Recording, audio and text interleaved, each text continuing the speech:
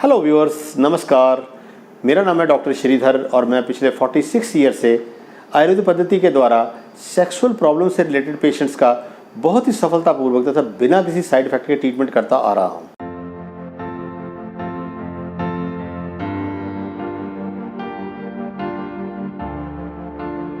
मेरे बहुत से व्यूअर्स मुझे शीघ्र पतन या प्री मैच्योर इजैकुलेशन तथा पूरे इरेक्शन के बारे में बहुत से क्वेश्चन पूछते रहते हैं।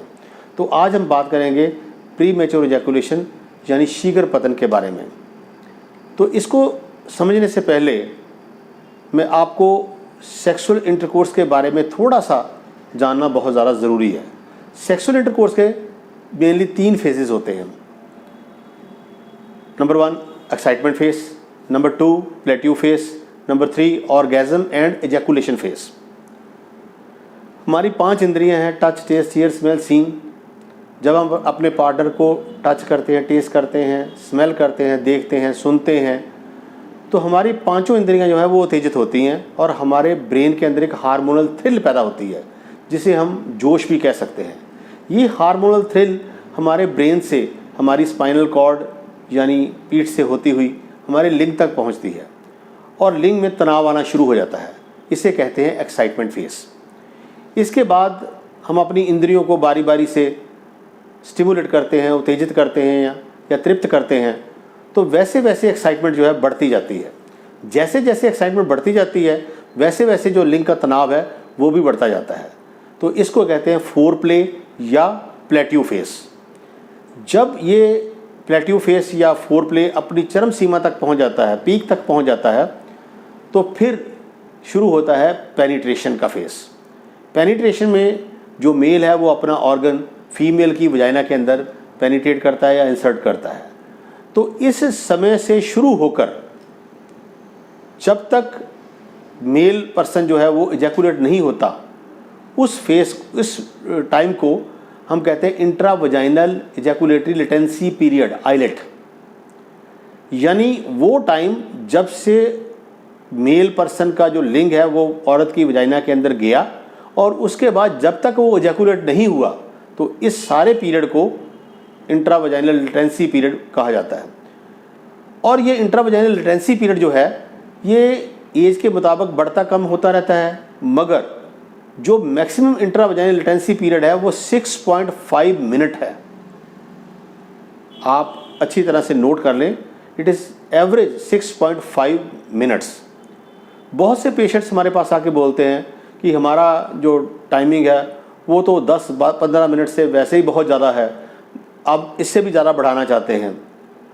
तो मैं आपको यहाँ बता दूँ कि जो इजैकुलेशन से रिलेटेड डिसीज़ या डिसऑर्डर हैं वो 4 हैं। पहला है अर्ली इजैकुलेशन, जिसे हम प्री मैच्योर इजैकुलेशन बोलते हैं।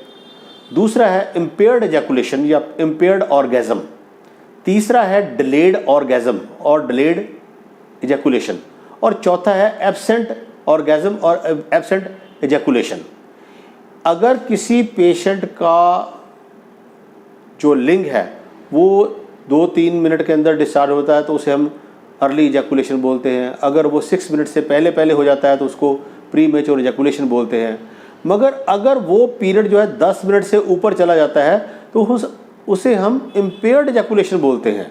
और अगर ये 20 मिनट से ऊपर चला जाता है तो उसे हम डिलेड ऑर्गेज्म या डिलेड इजैकुलेशन बोलते हैं। अगर ये पीरियड आधे घंटे से भी ऊपर चला जाता है तो उसे हम एब्सेंट इजैकुलेशन बोलते हैं। तो इसलिए ये 4 डिसऑर्डर हैं जिनके बारे में आपको अपने क्वालिफाइड वैद्य, हकीम या डॉक्टर से बात करनी चाहिए।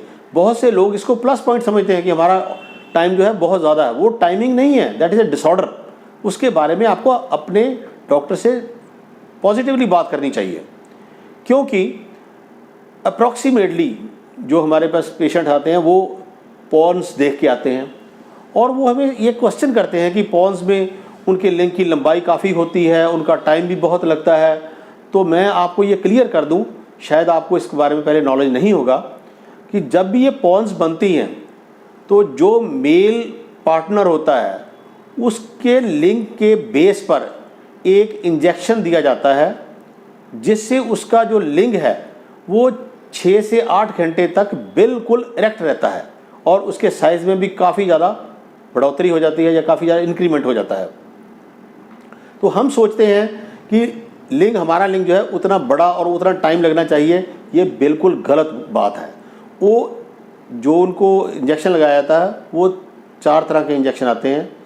एक तो होता है सिंपल इंजेक्शन, और दूसरा होता है जिसको हम बोलते हैं बाई मिक्स, दूसरा ट्राई मिक्स, तीसरा क्वाड मिक्स।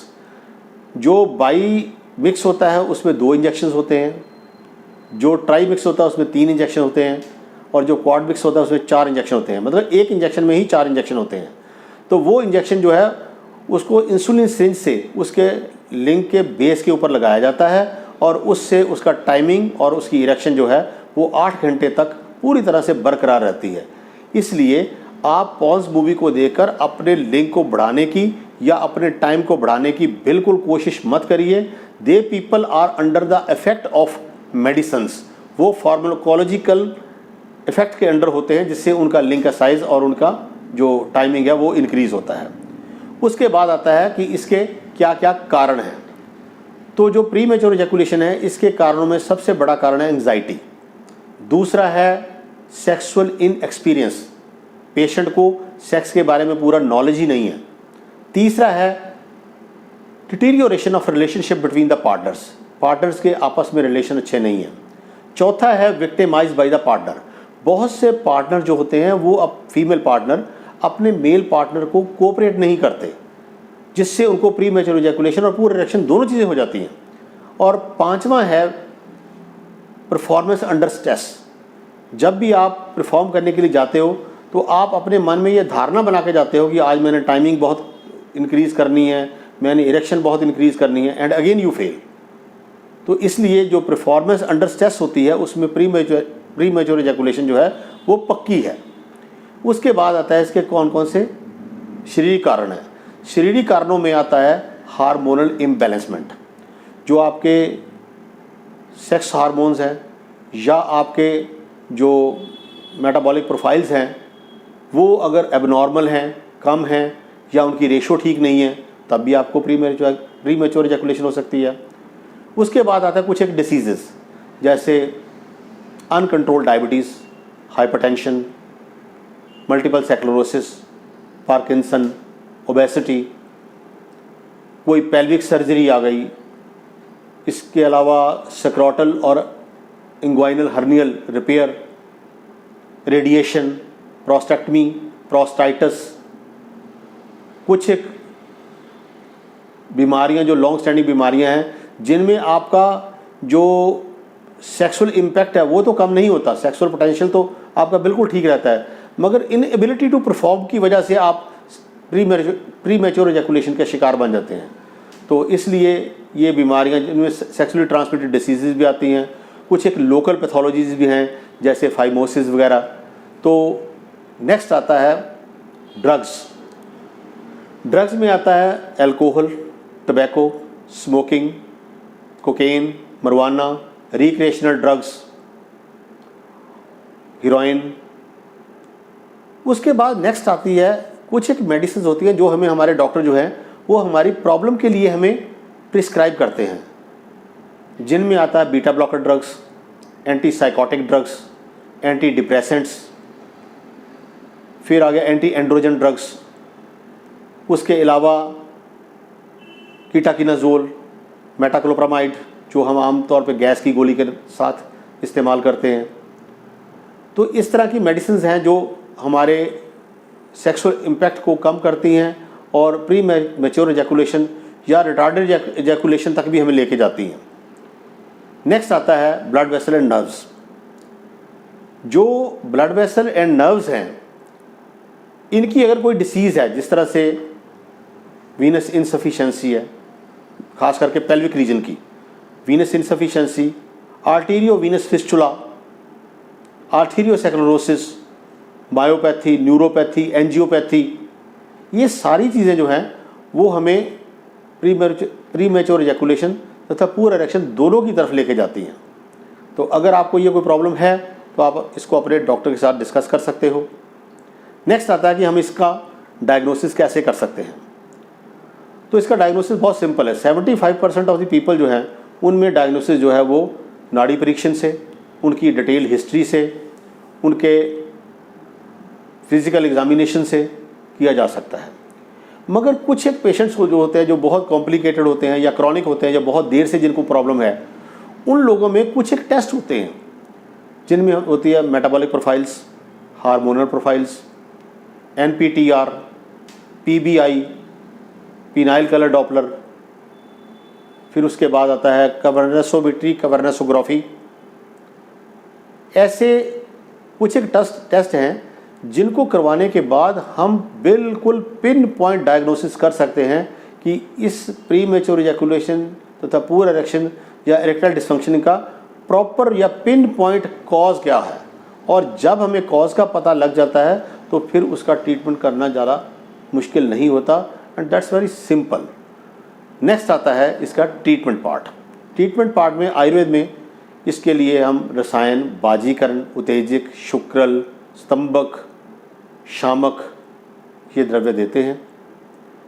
इन द्रव्यों में जो मेन है वो है सफ़ेद मूसली, शतावर, अश्वगंधा, कौंच बीज, कोठ, जायफल, जवित्री, अकरकारा, ताल मखाना, मखाना, मुश्कदाना, जौ, इंद्रजौ, सोना पाठा, शिलाजीत, केसर, कुछ एक भस्में। तो ये जो जितने भी द्रव्य हैं इनको अपनी मर्ज़ी से इस्तेमाल नहीं करना चाहिए। आपको अपने क्वालिफाइड वैद्य या डॉक्टर या हकीम से अपने तकलीफ़ के बारे में पूरी डिटेल्स में बात करने के बाद इन द्रव्यों का चयन आपके गुण, दोष, धातु तथा प्रकृति के अनुसार किया जा सकता है। और वो द्रव्यों को, एक द्रव्य को देना है या द्रव्यों का मिश्रण देना है, ये भी आपका जो वैद्य या हकीम है वो डिसाइड करता है। और उसको किस अनुपान के साथ देना है, यानी कि किस चीज़ के साथ आपने उसका प्रयोग करना है और किस मौसम में या किस ऋतु में उसका यूज़ करना है, ये भी आपको आपका वैद्य, हकीम या डॉक्टर जो है वो ज़रूर बताता है। मुझे आशा है कि ये वीडियो मेरा आपको बहुत अच्छा लगा होगा। अगर अच्छा लगा है तो इसे लाइक कीजिए, शेयर कीजिए और इसे सब्सक्राइब कीजिए ताकि मेरे आने वाले नॉलेजेबल वीडियो आपको आसानी से मिल सके। नमस्कार, जय हिंद, जय भारत, सर्वे संतु निरामय।